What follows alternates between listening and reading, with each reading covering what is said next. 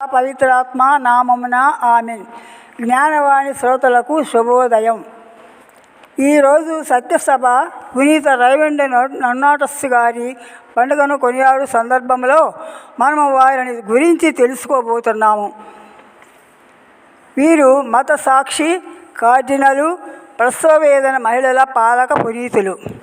పునీత రైవండ్ గారికి నొన్నాటస్ అనేది ఇంటి పేరుగా వాడుకలోనికి వచ్చింది. నొన్నాటస్ అంటే తల్లి గర్భము నుండి సహజముగా ప్రసవమై జన్మించలేదని భావం. రైమండ్ గారి తల్లి ప్రసవ వేదనలో అర్ధాంతరంగంగా కన్నుమూయగా వెంటనే శస్త్రచికిత్స చేసి గర్భము నుండి శిశువును వెలుపలకు తీశారు. ఈ శిశువు క్రీస్తు శకము 1204లో ఆవిర్భావింపగా రైమండ్ అనే జ్ఞానస్థానంలో పేరిడారు. వీరు ఉన్నత వంశానికి చెందిన వీరిది మాత్రం స్పెయిన్ దేశంలోని ఒక నిరుపేద కుటుంబం. నీ వలే నీ పొరుగు వారిని ప్రేమింపు అని పలికిన యేసుక్రీస్తుని సిద్ధాంతాన్ని కార్యాచరణ రూపంలో ఉంచడానికి పునీత పేతురు నొలాస్కా గారు స్పెయిన్ దేశంలో సముద్ర తీరాన ఉన్న బెర్సలోనా పట్టణంలో మెసిడోనియన్ అనే సభను స్థాపించారు. క్రీస్తు విశ్వాసములో క్రమశిక్షణలో పెరిగిన రైమండ్ గారు ఈ మెసిడోనియన్ సభ పట్ల బాగా ఆకర్షితులై ఆ సభలో చేరారు. మఠవాసిగా శిక్షణ పొంది గురువుగా అభిషిక్తులయ్యారు. పేదలకు సేవలు అందించటంలో ఈ సభ వారు ఎంతో ముందుండేవారు. ఎలాంటి త్యాగానికైనా సిద్ధపడేవారు. ఆ రోజుల్లో ధనవంతులు తమ ఇళ్లలో, పొలాలలో, వ్యాపారాలలో శాశ్వతంగా పనిచేయడానికి డబ్బు ఇచ్చి బానిసలను కొనేవారు. ముఖ్యంగా నల్లజాతి ప్రజలు, నీగ్రోలు బానిసలుగా అమ్మబడేవారు. యజమానులు వారికింత తిండి పెట్టి గొడ్డు చాకిరీ చేయించుకునేవారు. అట్టి యజమానుల శరలోని బానిసలను విడిపించి స్వేచ్ఛ ప్రసాదించేందుకు ఈ మెసిడోనియన్ సభ వారు తమ శక్తియుక్తులను దారబోసేవారు, జారి చూపేవారు.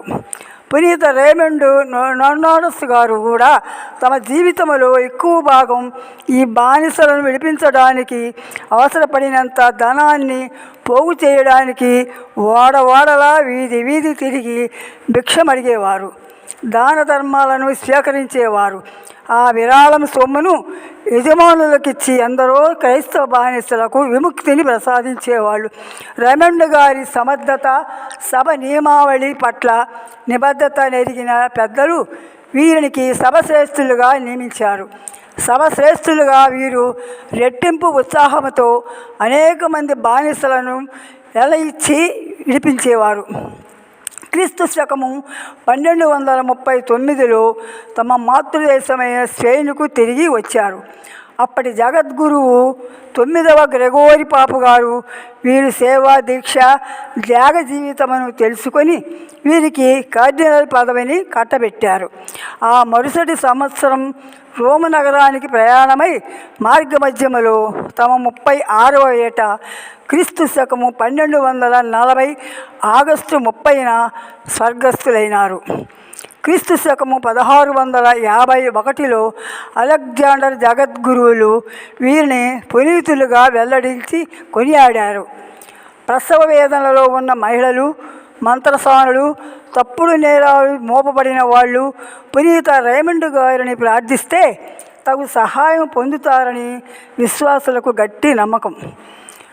వీరు మీ పేరు మీద కురవొత్తులను, నీళ్లను ఆశీర్వదించి శ్రీసభ గురువులు రోగులకు ఇవ్వడం ఆనవాయితీగా వస్తుంది. రైమండ్ అనగా జ్ఞాన సంరక్షకులు అని అర్థం.